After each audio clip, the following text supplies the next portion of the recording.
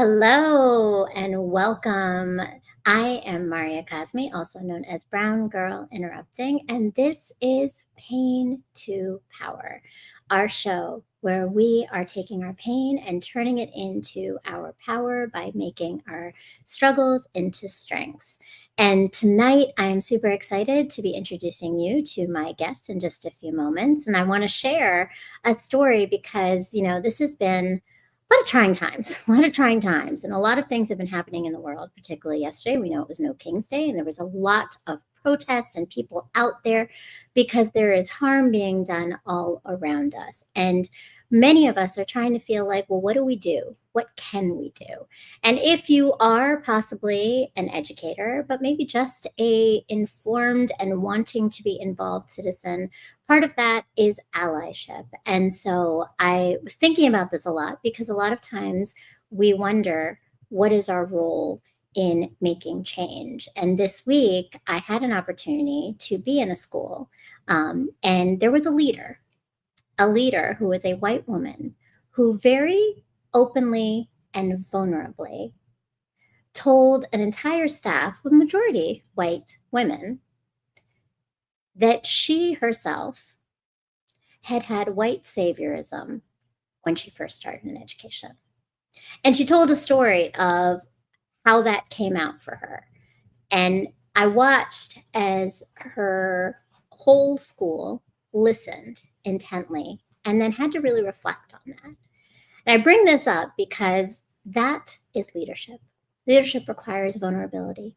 Leadership requires honesty, self-reflection, and it requires us to know the tools in order to not just say we're going to make change, but make the change. And what I'm excited about is that tonight we're going to get some of those tools from my amazing guest and brilliant colleague and friend. Please welcome he is a professional development educator as well as the co-founder and co-director of the BOND project, that's Building Our Network of Diversity, and the esteemed author of the book, The Antiracist School Leader, What to Know, Say, and Do. Please give a warm welcome to Dr. Daman Harris. Hey, good evening, families. Good to talk to you. Or maybe it's good morning where you are in your part of the world, but good morning to you. Good evening, good morning, or whatever time we're watching this. So thank you so much. I love it. Yes, and look, we've already got some folks in here. I know someone I met at the Bond Academy recently, Dr. Sonia Matthews. Good evening. I'm so happy for you to be here. And please make sure everyone who's joining us, make sure that you are liking. You are going to be in our comments. You subscribe to this channel so that you are here all the time with us on Brown Girl Interrupting on these stories of pain to power. So welcome, Daman. It is such an honor to have you here. And I know that we've been back and forth in getting you onto the show, but you're here, which is amazing. So it's great to have you. How are you doing today? I'm really excited to be here, especially for a Sunday night. So I'm not usually this excited on a Sunday night, so it works out really well. Unless I'm watching you, and I just want to shout out. I just saw, like you said, Sonia Matthew, Dr. Matthew in the chat, and she was on Dr. Baruti Kafele's show yesterday. So you got some star power in this space. Shout out to you, Dr. Sonia Matthew. And that is amazing. I love that. And congratulations. It's good to be in good company. We got a lot of folks here. So Daman, I know that we're going to be talking about education. We're going to be talking about your book and everything. But I always ask everybody who comes on the show, because the story is really that the purpose of this show is how we turn our strengths into our struggles into our strengths. And I am curious to know what everybody's understanding and connection is to turn pain into power. So when you think about that for yourself, what does that mean to you? The models that I have from my childhood through my adulthood is essentially, and many of your viewers have probably thought about this metaphor before or used this metaphor in terms of pouring into people. And people have always poured into me. As far as I can, as long back as I can remember, there's always somebody helping me to grow, always somebody pushing me to be better. And I grew up in a circumstance where I had a teenage mom, teenage dad, high school, and we grew up in the inner city, not very wealthy, in fact, not wealthy at all space. And my community poured into me as a 4 or 5 year old. As I remember, I write about it a little bit in my book. I just spoke to one of my kindergarten teachers 3 weeks ago. I'm saying the same thing. She poured into me, and where a lot of people could have written someone in my circumstances, could have written me off. And all of us in that space were all, at lower income folks who were at various stages of education and all kinds of jobs, and 2 and 3 jobs some folks had, and childcare and other responsibilities. But folks always had something left to pour into me. And what I've learned, that no matter what I'm going through and how much I might struggle, I always have enough left to pour into someone else. And sometimes that looks like talking to folks. Sometimes that looks like writing something. Sometimes that looks like loaning money. Sometimes that looks like just listening, and being present for my friends, my family, and folks that I'm just meeting for the first time. I always have something left. And because people always have things left for me. Like I just talked to Dr. Marvin Lynn, who's out at University of Colorado Boulder, Dean of Ed out there. We met over the years, but he's just recently just said, "Hey man, I got a little bit of time. I can pour into you. I can help you out with a project." It has always been that way in my life, and that's shown me that I should always be that way in other people's lives. So I think that is probably the biggest lesson I've learned from my struggles to now, is that even when I think I don't have anything left, there's always some left to pour into other people. That's so important, and I appreciate you saying that, because that pouring into others, as you're saying it, right? It's like it's the power to be able to accomplish so many things, to see yourself in things, right? To get through the challenging times. So that pain to power journey of having community that's pouring in and then doing it for others is really awesome. And I think about it because I literally, so I have a course that I started, and one of the things that I've been encouraging everyone to do is, how do we pour into ourselves, or find the people that pour into us, because we cannot pour from an empty cup. And oftentimes people are trying to. So you are really helping to keep pushing, filling other people's cups as a leader. And I appreciate that. And that's huge. So, I mean, to that point, I think, you started to talk a little bit about your upbringing and your childhood. Let's go back there a little bit. I think we have a picture here, because you have a picture in your book, a beautiful picture of 2 different moments where you got there. There we go. Right. So tell us a little bit about this top picture and what the significance is for you to have opened up your book with this. Like, what is the story behind this little Daman? So I am in that top photo. I am the third from the left. I'm the second from the right. And this is the 47 years ago in Wilmington, Delaware. So I'm wearing my Wilmington shirt. I try to represent Wilmington everywhere I go. Back in this, like 1977 or thereabouts, in the outside of my grandmother's house, next to the curb. And this is water that is there with my cousin and a couple of my friends, my childhood friends. There's water going down that curb, and we are playing in that water. Where I grew up, the swimming pool that was close enough for us to walk to wasn't exactly the best place for me to be. And the swimming pool that was a lot better for me in terms of safety and security, that wasn't close enough to really get to on a regular basis. So in my neighborhood, what happened is some of the older folks, or younger, ne'er-do-wells would go and open up the fire hydrant at the top of the block. And big people would play when the water came out up top. The little folks would play downstream. We get progressively younger as we got further away from the water source. And that image for me is one that I look back on thinking how I was literally playing in the gutter as a child. right? Like with my friends and family on a regular basis. And many people would have written me off, would have written all of us off, because I played, because of my level of socioeconomic status, because, like I said, I had 2 high school parents. Folks would have written me off. And people who didn't were my kindergarten teachers. And those folks showed me, and they said it to me explicitly, but they also showed it to me in their efforts and in some symbolism that that not only could I be great, but that greatness was expected. And everybody in Wilmington who came through where we came from, in my neighborhood, everybody was expected to be great. And you were expected to pull folks along with you when you did. And one of the symbols, and I have it somewhere around here,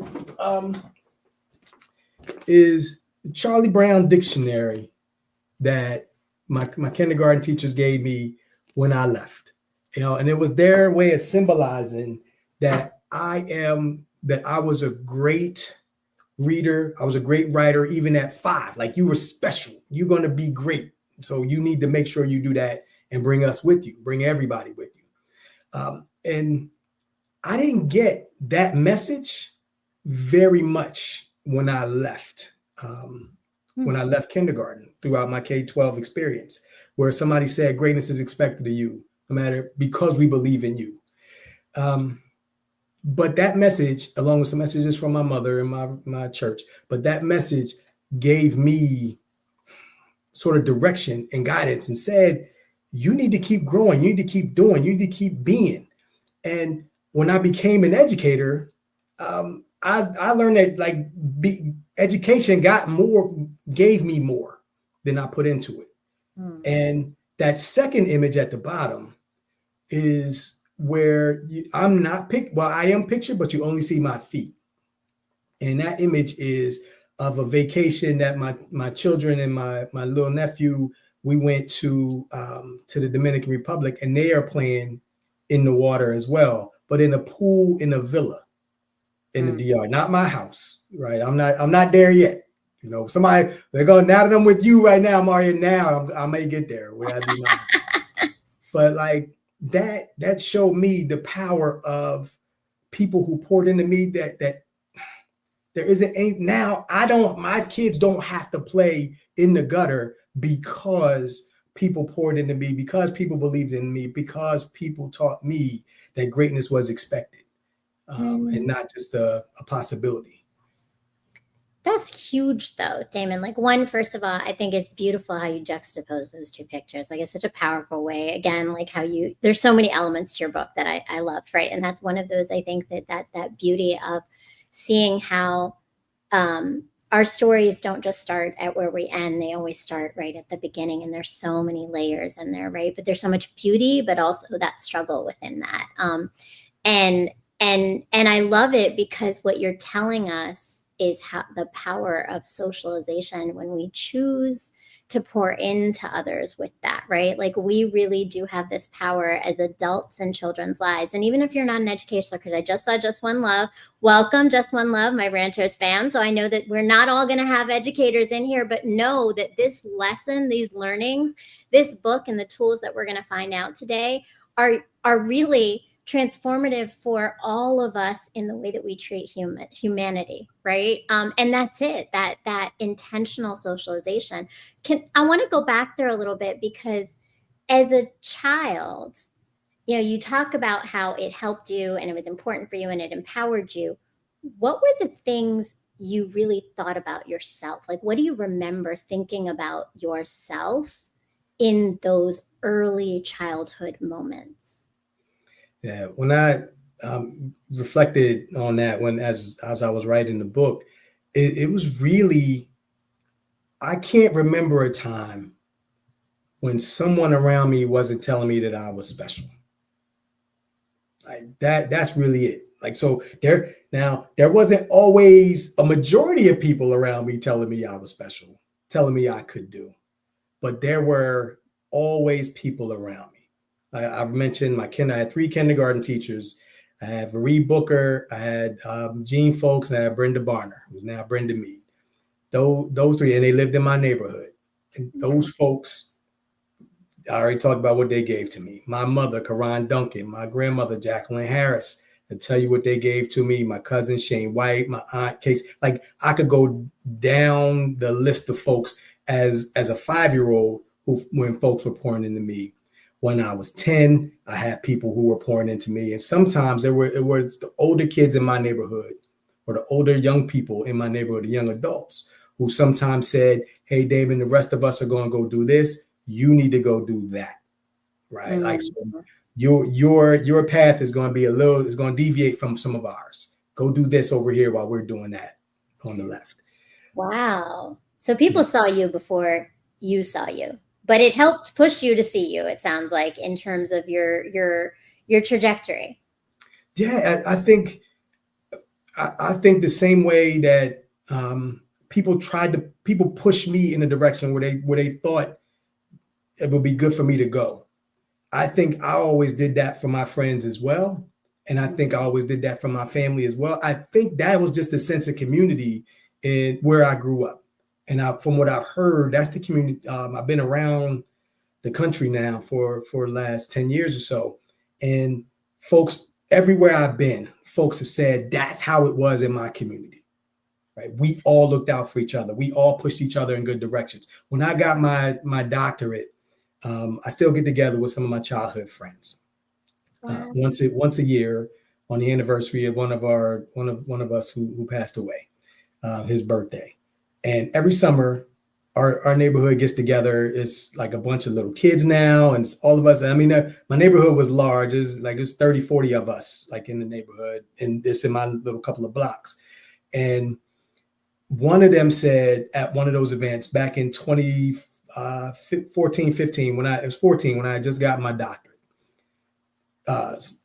he said in front of everybody, "Hey, everybody, we're gonna clap. We're gonna pat Dame on the back, but I feel like we all got that doctorate because Mm. we all pushed him to be great."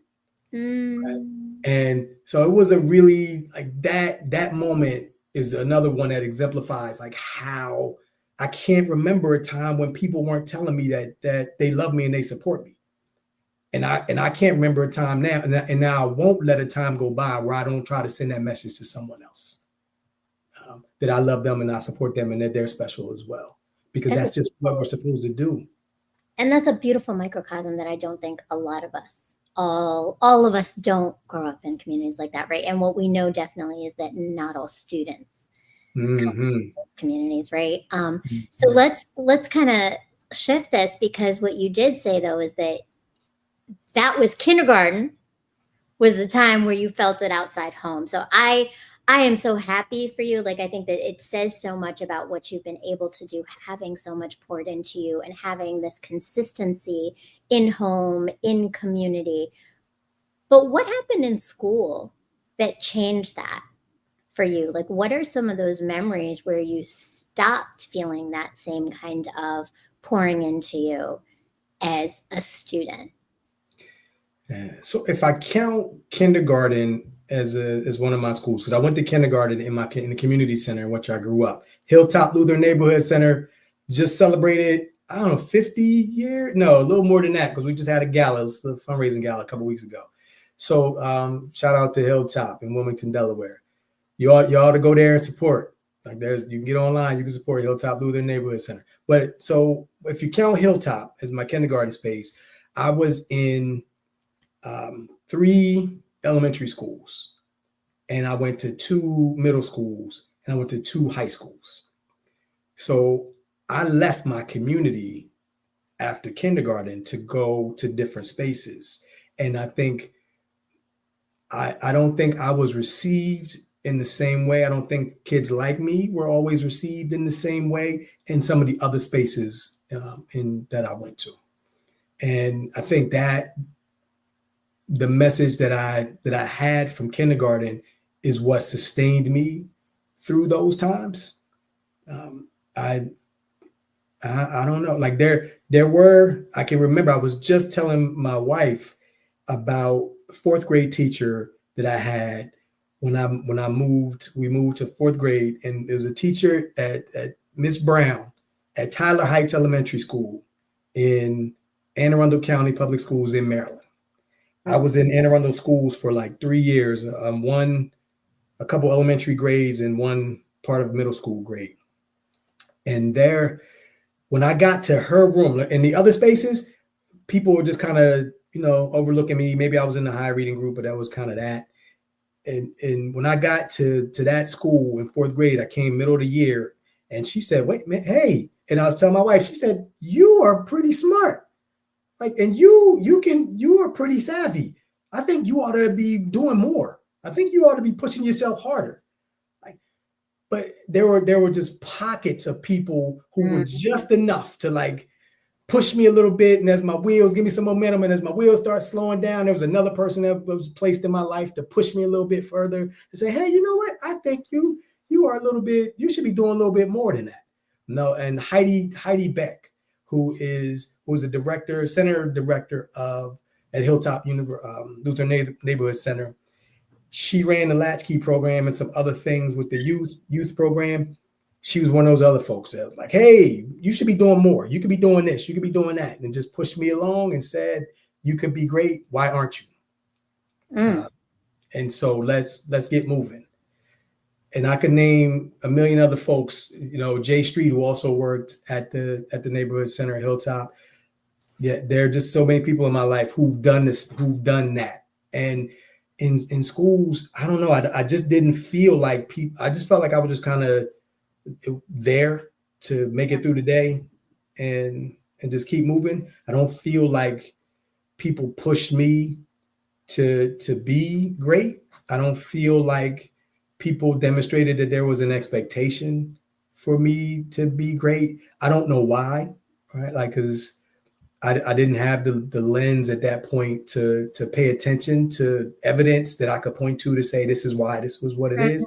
Mm. I just know that when I look back on it, I didn't feel it, right? And you notice that the quote that Maya Angelou was credited as I being. was just telling my daughter that quote the other day. So I don't know. I don't know what they said or did, right? I just know how I felt. And it Right? wasn't seen or valued, right? Like that's the piece, right? But I think, again, you speak to the testament and the importance of that. So all of this, I mean, obviously now you are leading educators and you are transforming schools and you have a track record of some amazing things, but what then led you to even become an educator? Was it a direct path, or what was your path to getting to education? Yeah. So no, wasn't as direct as I would have liked. So when I went to undergrad to work on my bachelor's degree, I had a basketball scholarship offer to a small school, and then I had an academic scholarship offer to a larger school. And I chose to go for reasons why, again, some greatness stuff that somebody didn't see in me. Chose not to play basketball. I chose to go the academic route. And when I did, I went as a business major because I didn't want to be poor anymore. And I saw people who were in business, they weren't poor. So that was really that. And so when I got to undergrad, it didn't go so well, and I got kicked out. Right. And when I came back to my neighborhood, defeated and trying to figure it out, and at my community center, Hilltop. Hilltop. We Hey, had a good shout out to Hilltop. Hilltop has come on yeah, a lot, that's right? it. I had my first job ever there, I besides love. paper boy stuff, and I was a summer camp counselor. And so I went there and said, come work, and work in the latchkey program with us, so you can be there with kids, the before and after care program. So I did that while I was kicked out, and in the meantime, I was just trying to figure it out.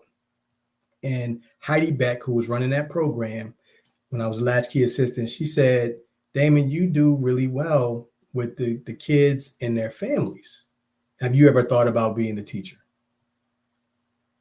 And I said, "No, I hadn't." Mm. And she said, "Well, you should give it some thought, right? Like, because you got to do something. Like you can't stay here all the time. You Right. got to go do something. Like you can do That more. greatness. Come on, now you gotta go Right. put it to work. You can do more. You gotta make space for the next person in this space, right? Like, so go do something. And guy up the street who lived up the street from me, his name was Terrell. And Terrell, I won't use his last name because I don't know if he wants me to say him, but Terrell he was in the education program at University of Delaware. And that's where I had gotten kicked out. And I said to him, "Hey man, Heidi said I should look into becoming a teacher." He said, "I tell you what," he said, "Hey man, it's cool. I like what I'm doing so far." He was in undergrad. He said, "I'll introduce you to the man who was in the Aspire program. It was a program for Black education majors. His name was James Shaw." Right. And so Terrell got me on the phone with Mr. Shaw. And man, he talked to me and said, "I think your head seems like it's in the right space right now. So let me come out and talk to you. I want to see you for myself." He came out to the community center. He met with me. He talked to me, and he said, "I'm going to help you. So you want to be an education major? I'm going to help you get back into school." He helped me get back into school. He helped me get back grants that were equivalent to my scholarship. So my mother still didn't have to pay. And I was able to go through the Aspire program, get the support of that program, become a teacher, and leave Hilltop as latchkey supervisor when I left, thanks to Heidi and Mr. Street and a bunch of other folks. And when I left and got my degree, and I became an educator because people around me were pushing me along. Always, always, always.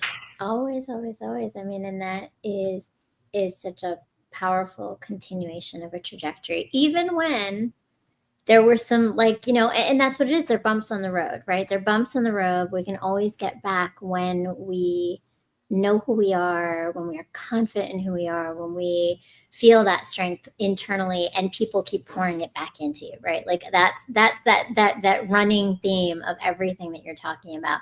So you got into education, and at some point you felt the need to go beyond just, and you've got a lot of different roles that you've had starting as a teacher, but you've gone through a lot of different roles. Tell me about the moments and the thing that really was the catalyst for you to be like, "Nah, I got to do more in education to change things happening here."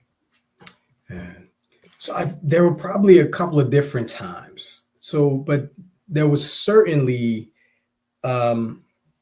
when I was within my first 5 years of teaching. I was teaching second grade in Baltimore County Public Schools in Maryland, and I was just trying to figure it out. And I felt like I use this analogy. Someone just reminded me of this recently that I told someone that I used to mentor, that I felt like I was stumbling around in the dark during my first year of teaching. Didn't we all? Point in education. Oh man! And my principal at the time, Maria Hoffman, and she said, "Damon," like, because a lot of people thought like my students were quiet, and the kids were quiet, lined up straight in the hallway and stuff. Like, people thought, okay, this guy, he's the first year, but he's doing really well. And I had a bunch of activities going on in my classroom. And Maria said to me, she said, "Damon, these kids will run through fire for you, but you are not teaching them anything." Ooh, how'd that sit with you? That's a hard one to take, right? It was so true, right? Like, and like I felt it, right? And but I didn't know how much of that was imposter syndrome versus, because I'm looking at other people from the hallway view too. Like, I'm not really in other people's classrooms, and but like that piece for me was because the families from that community, many of them would say like, "Hey, we want our kids with you," right? Because of the way kids felt, right? But not because of that they were learning from me yet. Right. And that when she said that rang a bell for me, because she said, you can be there. You can be great. You just aren't right now. So I need you to work at it. And here's what I need you to do. Right. So it wasn't like you are not good, we're going to throw you away. It was you're not good yet, right? You have good aspects of your management, but you are not good at this instruction piece. So we're going to make this better for you and for these kids. That piece for me let me know that I had to be better for the students in my classroom. It wasn't until a few years later where someone else from central office came in and said, and I was better. I wasn't great, but I was better, 4 or 5 years in. And I was in the same room, and somebody from central office came by and said, you could be doing more for everybody in the school and not just for the kids in your classroom. And that I don't remember her name, but that changed my thinking. And Principal Ms. Hoffman had said too, sometimes at one point you're going to look at administration, you're going to want to go do that. And I said, nah, I'm just trying to figure it out in this classroom. And she said, but you want to do more, right? And if you want to do more, affect more, you're going to need to leave the classroom in order to do that. And at the time, I thought that's what I had to do. I've since learned that you can definitely make a difference from the classroom and make it on a global scale while still being in the classroom. I see that in like my brother Kenneth Smith, who's doing that every day and every month and week, and the work that he does in Montgomery County schools in Maryland. But so I went from that space to thinking I could do more for a school, and I left that school I was in, my first school ever after 5 years. I just went to the job fair and I walked up to the principal at the school where I lived. I didn't have kids at the time. My wife and I lived. And I said, I want to make change in my community. So I want to see what it looks like in your building. And he said, I tell you, let's talk about it. And we walked around the job fair and just talked for, I don't know how long. His name was Ed Cozzolino. He was a really strong presence in Maryland and at the administrative level at the time. And he said, I have a position that I'm creating right now that is going to be a school-wide position that we're calling student support specialist, that you're going to get to work with all the teachers, all the kids, all the parents in our building. And that's your neighborhood. You can make change as much as you want. As much as you want to work, that's how much change you can make in this position I can create for you. I said, sign me up. And in that space, I was able to work with 500 kids. I don't know how much at Shady Spring Elementary in Baltimore County in Rosedale. So I've shout them out too. They're still my folks. Joyce Moran is still my folks. There's a bunch of folks there, still my folks. But those like that showed me I could change at a school level. I could have some effect. And while I was in that position, there was a time where I sat around the conference room table, and I saw how Ed had left the school. He had retired, I think, but he left, and I saw how when we're sitting around the table, I always defer to the principal, and the principal always deferred to the people from central office in terms of expertise for things. Okay, I get it. And then I saw in this role I was in how the people from central office, they would defer to some consultants who would come in, Dr. So-and-so's. And it's like, hey, like, why am I listening to this person when like they're not with us every day? I don't get it. They're not connecting with me. They're not connecting with the families. They're not connecting with my kids. And the guy next to me, Richard Manolfi, he was my coworker that we were partners. We were tight in this role. He was a social worker in that school. And he said, it's because they got a doctorate. Do you have a doctorate? Oh, no. Okay. No, I don't. They said, okay. Are you going to go get one or are you going to stay here? And that was like, you're right. You're right. And so I went to do that. And I could tell you how I got into the University of Maryland for that, because somebody else was, looked out for me to say, I think you can do this. His name was Dennis Hirschbach. one of the professors at University of Maryland. Like I could go on and on with, when I get to this space, somebody says this. When I get to this space, somebody else says that. So I'm a fast forward because I'm taking up all your time. You only asked me like one question. Well, no, I'm gonna push you forward actually, because I want to know. No, we're gonna fast forward because but this is great because I think also this is the story, right? This is it didn't happen overnight, but it's happened in pieces, and you've seen things, and that's really the big thing to me is like you've seen how things function and how things dysfunction, right?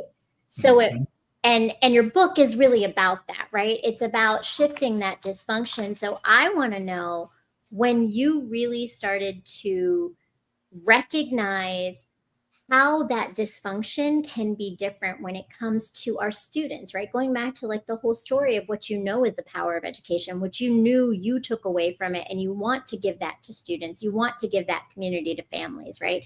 And I do see some comments in here. I want to make sure we honor the chat because Sonia is in here. Thank you, Dr. Sonia. I love it. This is why Daman is such a servant leader. This all makes sense to me now, right? So this is the story. It's the power of community. Absolutely, right?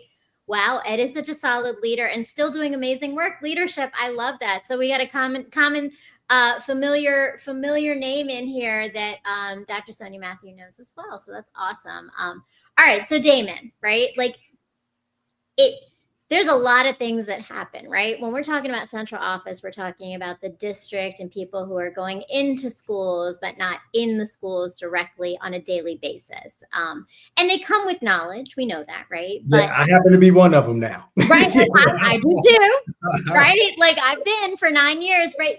They come with knowledge. It's not that they don't. Yeah. However, it sounds like what you see and what you've been seeing is that we can go in-house and make the change we need to with the people that are there on boots on the ground, daily, doing the work, knowing the families, knowing the students. And what is it that really launched you to be like, that's where the work is happening?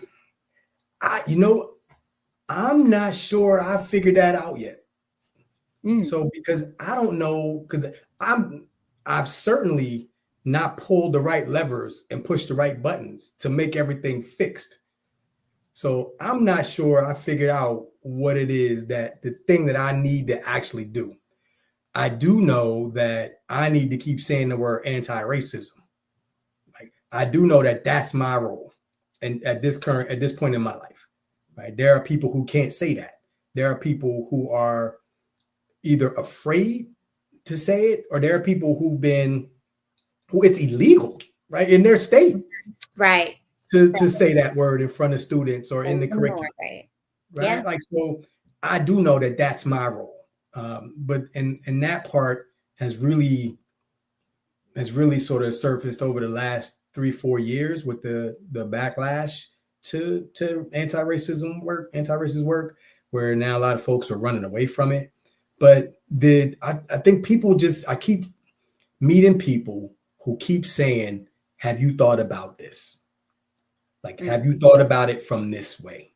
And the more I read, the more I consult with folks, the more I get into spaces with community like you here, the more I learn, and I'll likely something you say to me tonight or someone in the chat will say to me tonight, it's going to spark another thought for me to be like, you know what, I probably should sort of turn my direction just a little bit more toward this because of these conversations. But so I'll say this though, for the school, like in terms of this anti-racism work, this was when I read Ibram Kendi's The Anti-Racist, How to Be an Anti-Racist.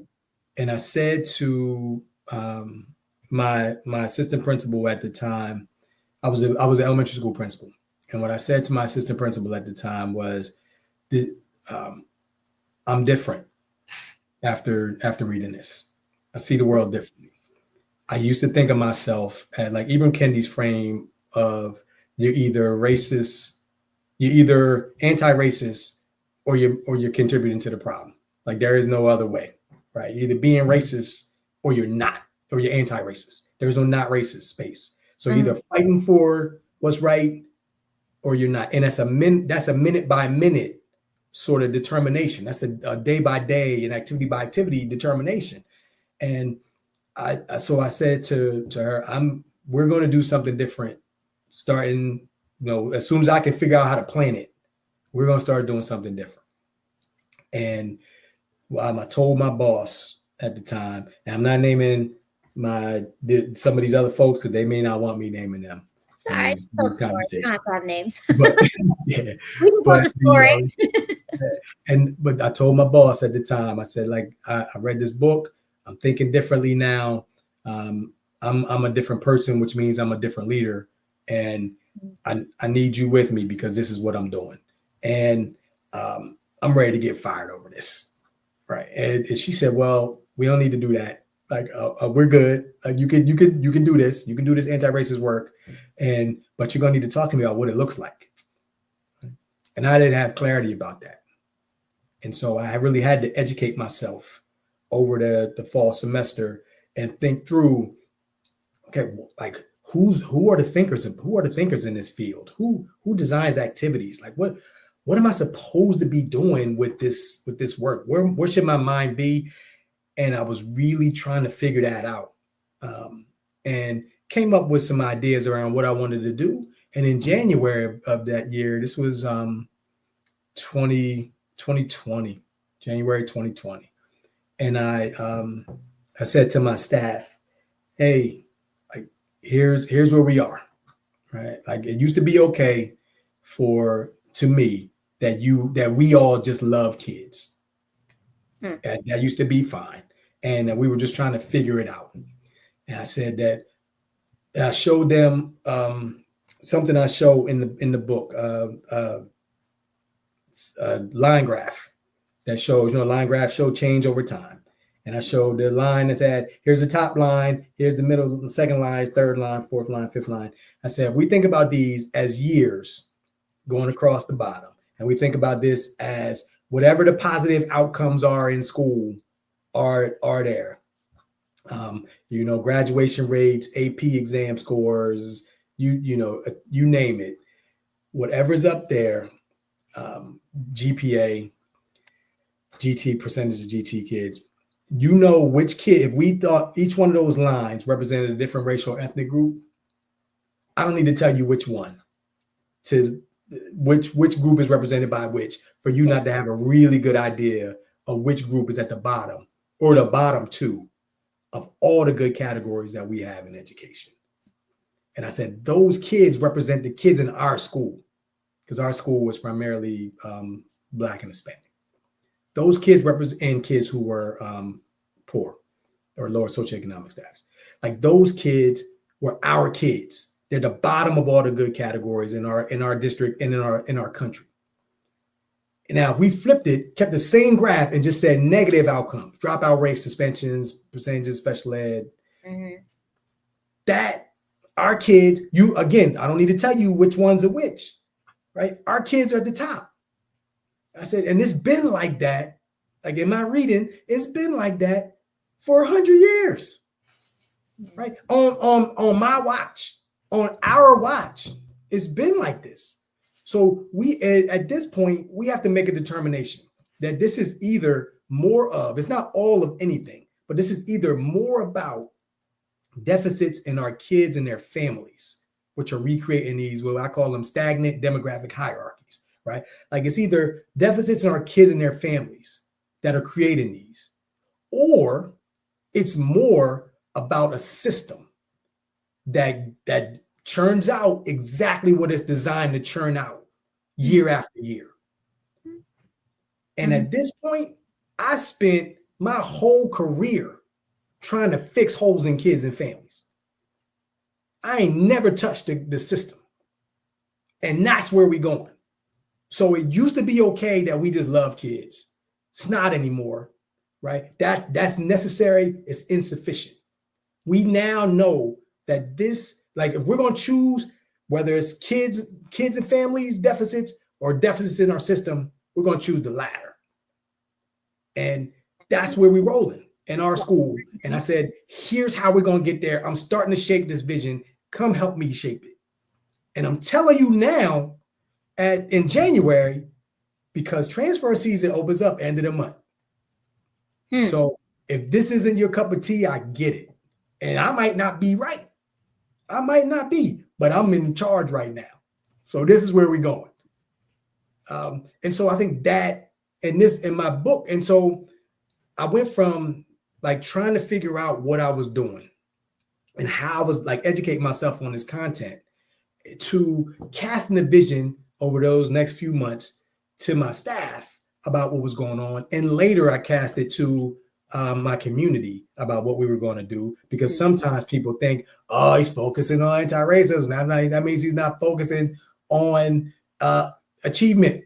No, those two things are inseparable, interlocking, right?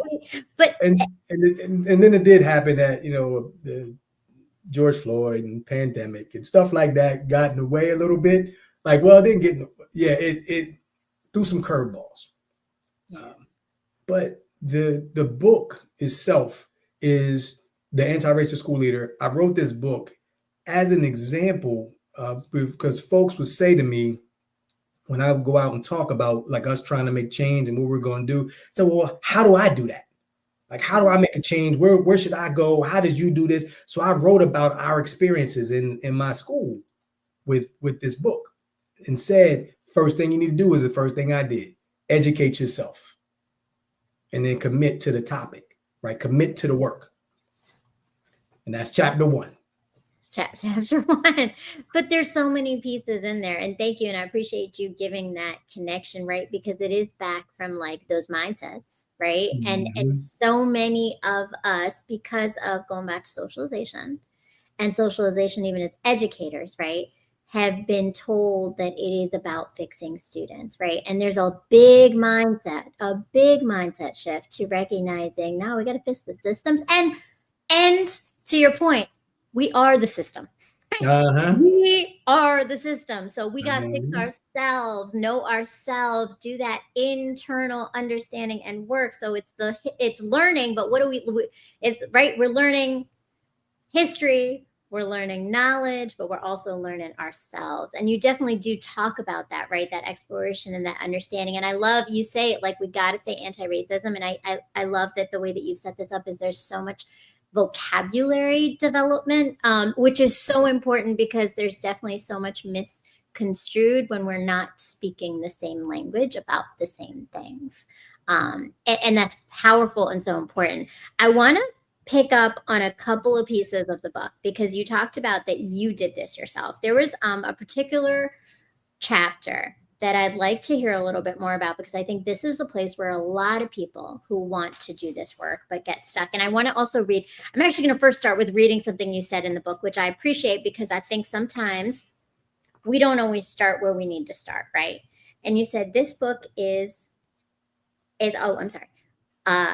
sometimes well-meaning teachers and leaders can sense the systemic inequities that their students confront, but they may not be able to put their fingers on precisely what to blame. Notice that I did not say who, because this book isn't about blaming people. It's about examining systems. Other times, educators know the problematic issues, but they might not know how to marshal the resources of their school communities to combat multiple systems of oppression. This book is for them, the educators who sense or know that something is wrong, but aren't sure what they can do. This book isn't for, and this is the part, right? People who need to be convinced that racism and white supremacy impact teaching and learning. So we are right out the gate saying, we're not debating that. We're not debating whether or not there's predictability in our data, because we know there is. We're not debating whether or not the systems have not been working for all our students, right? Yeah. And we're not having this debate. What we know is that the system is broken. How are we gonna fix it? And that's it. This is it. This is the book. How are we gonna fix it? And I love that. So what I wanted to bring to is this point, because many people are there. And I know there's a lot of folks watching. If you're not watching now, you're watching the rebroadcast, and make sure that you like, you comment, you share, and you subscribe. But also, you have a chapter called Encourage and Embrace resistance, because that is the place where I think many people are stuck, right? They like, I know this has to happen, but how do I get all those? Like, I got these 6 people, but these 5 people over here, right? They're like, nah, Yeah. I'm going to close my door and I'm going to do what I do, right? Like, so what does that look like? And the language you chose, encourage and embrace resistance. Tell me more about that and where you see that being one of those steps to truly get to this sustained change. Yeah, I think in all spaces where you have group dynamics, like doesn't matter whether we're talking anti-racism or if you're talking IT or AI servers, building a server farm or somewhere, like if it's in your business, in order to get, if you're a Navy SEAL, even like I was reading a book about how Navy SEALs they all push each other's thinking, when they're planning and when they're doing the after action reports, etc. But you get better when everybody's ideas are represented, right? Like there's the old saying, the proverb is that no one person's, the smartest person in the room is always the room, right? Mm. So one of us is not smarter than all of us. So your idea gets better when you embrace, when you tell everybody like your ideas are welcome, because I might not be right. That is it. So I am good with you pushing back on me. Now, we're not going to argue about some things that we're just going to have some agreed upon truths, right? Like I ain't arguing about you. I ain't arguing with you about if the sky's blue. Like we ain't doing that, right? Like so. But if we can talk about why I see it as blue, right? Like through the lens of my eyes or whatever. We can go down that path. But when you are in school leadership or any kind of leadership, there are always going to be people who are going to push back on your thinking. And if there isn't, then you ought to check your leadership style, because people are pushing back. They're just not saying it to you. Mm-hmm. So you need to make sure that you are ready to pull people in. Francesca Gino, I know she got into a little bit of trouble in the last couple of years, but she wrote a book called Rebel Talent, and I reference it in the book where she studied a bunch of different organizations and said, like, when you have resistance, like people, those folks bring intellectual curiosity. Those folks bring creativity. Those folks bring innovation. Those folks bring energy. Like you want dissent. You want people to poke holes in your ideas. That makes your ideas stronger. So that is awesome. Now, you don't want those ideas or that resistance to be blockades to the work. Mm-hmm. But they can surface obstacles that you might need to address, which I think are just fine. Now, in the book, I reference like some sample types of things, because sometimes folks just be okay with that. Like be okay with people questioning what you do. If your idea is strong, that won't matter. It'll just make your idea that much stronger. Now, when you are in leadership, and I say leadership broadly because anybody who wants to exercise influence in your space, you're a leader.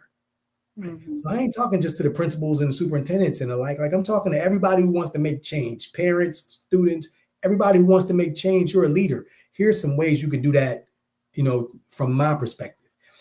And I list a table of things where I say, sometimes people, if somebody says this, here's a counter move that you can use to address that type of resistance, right? Like if somebody says, hey, I don't believe in that there's racism against Black people. And I was in Accra, Ghana at a conference in July, and someone said in the space, man, this was 2 summers, it doesn't matter when, but it was in Africa, in Accra. And we're sitting in a conference and we're facilitating this. Somebody said, why is it that there's been such underrepresentation of success with Black students, Black Americans over there in the US? And the person said, well, a lot of it has to do with racism. And that person said, wait, I didn't think they had racism anymore.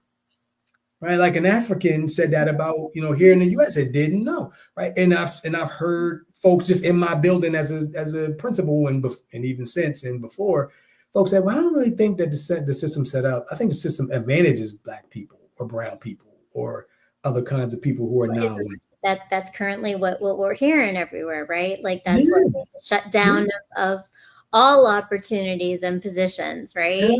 yeah. And so I push that to say, like, you can respond. One of the ways you can help people see that is by talking to them in an intersectional lens. Right. So I wrote about this in Larry Filazzo's column in Education Week just this week, saying you can use intersectionalism to intersectionality Can you to break address. down that for all of our non-educators here so everyone's clear Absolutely, on language and lingo? absolutely. And so intersectionality, what we're thinking about is how you can be someone who is marginalized. We all have a bunch of different identities. Right. So I'm not just a man or a teacher. I'm also Black. I'm also somebody who's an English speaker, somebody who's a US citizen. It's a bunch of different identities that I have. And so some of those intersect in ways that advantage me in our society, and some in that disadvantage me in our society. And one of those ways, when I talk to people who don't have an idea, or who have an idea that Black or anti-dark racism doesn't exist, or white supremacy doesn't exist, particularly when I'm in education spaces are primarily dominated by women. And so, at least at the elementary level where I was. So what I say to them often is, have you noticed that your experiences with discrimination as a woman, like, there's you've seen some, right? Like, we have 80% of our teachers are women, but not 80% of our principals. Mm, mm. Like, do you see, like, why do you think that is? Well, women, they don't have, they're ready to articulate the checklist of why society is set up Their against their intersections, group. their oppressions, and the groups of their intersections. Right. And so I said yes. And what I wrote in the book once about an experience that my wife and I had at a winery out in California, where I got to pour the guy poured this server poured our drinks, and I said, "Oh, look, he gave me more than you." And I took a sip, and she said, "Yeah, he did that all the other times too. Sexism. It's hilarious." And I said, "Oh, wait, I didn't know." I said, "Wait, we need to talk." No, we do not need to talk to him about it, right? Like this, we're not going to ruin our time here with this experience, Mhm. but just know that this exists. As a matter of fact, write that in your book, right? Because I was working on this book at the time, and so I included it in the book.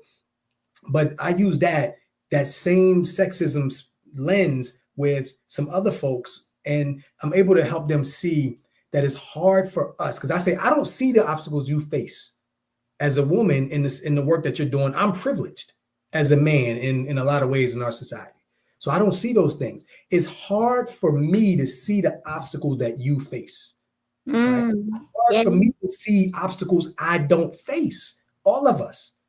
So when you say that you don't see the racism, it doesn't mean it doesn't exist, right? Like that. So part of that is like how you can respond. In chapter 4, I outline a few different ways. This way, sometimes people put, well, what do I do when people shout angry stuff in public spaces, right? We had public forums, we had the back to school nights, or we're at the school board meetings, and so from there, you can ask people, like, to ask them measured questions, right? Like, so wait a minute, I'd like to learn more about your perspective. Tell me the evidence that you use it to come to that determination. Maybe I'll have the same one, right? And I mean, and I think everything you're posing is powerful in that it's not to create division and divisiveness, but truthfully, how do we get to unity by hearing each other, by having some real measured conversations and asking questions and curiosity,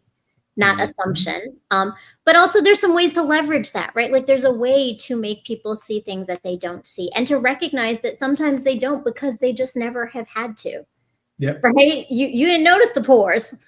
Yep. You didn't notice the pores until she said something, right? And then you're ready to change it. But like, yeah, see, you're happily enjoying your drinks, right? But that's exactly, I love that analogy, and I think it's so powerful. And that is right what you're doing. So the book has so much gems, so much great work. Thank you. Like, I love this. And I know before we go, I just want to connect. I mean, because we are at time. But I know there's so much more work that you do. I want to give you an opportunity to share more of your projects, more of the things you're doing. You mentioned Avargana. I mean, do you want to tell us a little bit about what you're doing there? You just tweeted some great information about a school that you're working with, elementary school, and building leadership in students. So tell us a little bit about that and anything else that's going on with you. So the Ghana ASCD or ASCD Ghana, they host a conference every year called the International Educators Summit. And a bunch of us from the US go over to Africa, and we talk to folks over there about the work that they're doing, and we compare it to the work that we're doing here. We try to help each other grow. From that, I got a chance to talk with a number of school leaders or organization leaders to talk about the work that they're doing there and how we can reach back over there to support. And so sometimes it looks like me writing a lesson plan, or the Bond Project, writing lesson plans for professional learning over there and across. We've done that. Yesterday, I did a virtual session as a member of the Bond Project to at a different setting for a group called Leading Well Ghana, who's doing some work to support teachers who are there and trying to help them grow. Many of them have high school educations, and they need more professional learning. So we can do this in our setting. We're good with doing virtual stuff now. Virtual looks a little different over there, but that stuff is a part of what we're doing. But I need you to go on bondeducators.org. You can learn all about some of the things that the Bond Project is doing. This week, we will launch our registration for and call for proposals for our annual Bond Academy, which is our conference from April 24th through April 26th, 2026 at Bowie State University. bondeducators.org. And get those tickets early because they sell out. Okay. Yeah. Like, every year, I got to say, well, we got Troy Body right here in this picture. Dr. Troy Body was a guest on the show. And if you want to learn more about specifics of the Bond Project, please go and watch my interview with Dr. Daryl Howard, who is also one of the co-founders, and he breaks it down. We were talking about the book today, so we didn't talk about Bond, but Bond is on here in Pain to Power because it is certainly a space. It is something that it is a project that is powerful and empowering so many and leaders. I love it.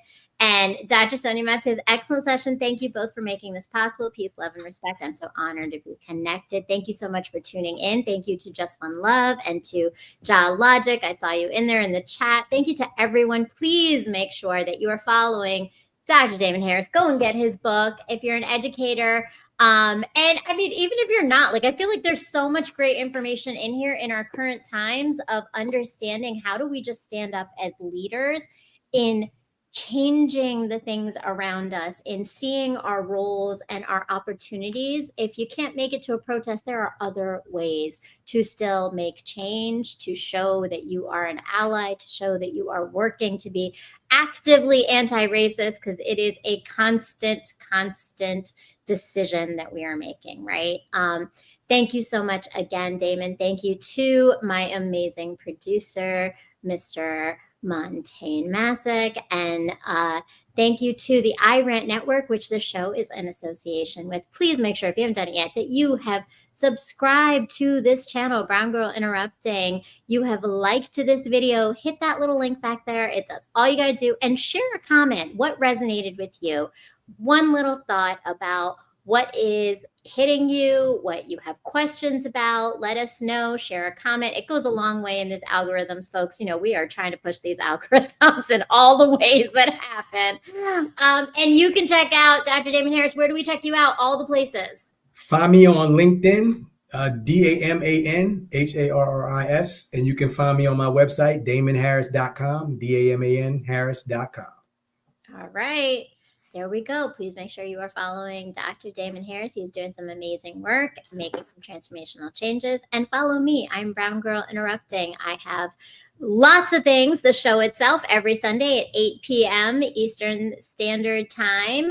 And courses that have been launched, and I am starting some new cohorts in November, very soon, November 6th, as well as in January, on January 22nd. So don't miss the the current price of $49 for 5 weeks of guided sessions with me talking about socialization and patterns when it comes to our individual healing, which also impacts the way we show up, whether we are leaders or we are learning to be leaders in our lives and in the people's lives that we impact. So thank you so much. Again, thank you, Dr. Daman Harris. I appreciate you being here and sharing your story.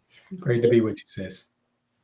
Peace, love, and life. Thank you, Dr. Howard. Great convo, family. Appreciate you tuning in and checking in. And encore, right? We got to have more conversation because we have so much to talk about. All right. Peace, love, and light. Please make sure that you subscribe, like, comment, share.